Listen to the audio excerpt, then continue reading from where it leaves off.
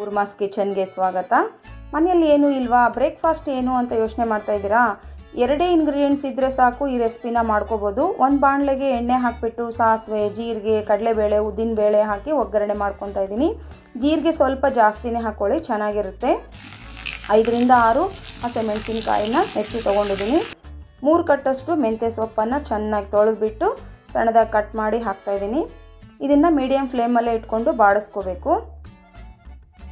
Home made ಅರಿಶಿನ ಪುಡಿ ಮಾಡೋದು ಹೇಗೆ ಅಂತ ನಿಮಗೆ ವಿಡಿಯೋನಲ್ಲಿ ತೋರಿಸ್ಕೊಟ್ಟಿದ್ದೆ, ನಾನು ಅದನ್ನೇ ಯೂಸ್ ಮಾಡ್ತಾ ಇದ್ದೀನಿ. ಇದ್ರ ಲಿಂಕು ಕೂಡ ಡಿಸ್ಕ್ರಿಪ್ಷನ್ ಬಾಕ್ಸಲ್ಲಿ ಇರುತ್ತೆ, ನೋಡ್ಕೊಳ್ಳಿ. ರುಚಿಗೆ ತಕ್ಕಷ್ಟು ಉಪ್ಪು ಹಾಕಿ ಚೆನ್ನಾಗಿ ಕಲಿಸ್ಕೊಳ್ಳೋಣ. 1-2 ನಿಮಿಷ ಬಿಟ್ಟು ಆಫ್ ಮಾಡ್ಕೊಂಬಿಡೋಣ. ಈಗ ಒಗ್ಗರಣೆಗೆ 2 ಸ್ಪೂನ್ ತುಪ್ಪ ಹಾಕ್ತಾ ಇದ್ದೀನಿ.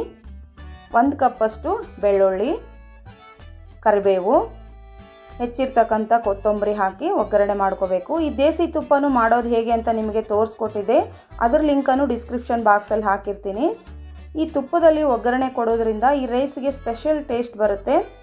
ಈಗ ರೆಡಿ ಮಾಡಿರ್ತಕ್ಕಂಥ ಅನ್ನ ಇದಕ್ಕೆ ಸೇರಿಸ್ಕೋಬೇಕು. ಇದು ಸ್ವಲ್ಪ ತಣ್ಣಗಾದ್ಮೇಲೆ ಕಲಿಸ್ಕೊಳ್ಳಿ, ಇಲ್ಲದ್ರೆ ಮೆತ್ತಗಾಗ್ಬಿಡುತ್ತೆ.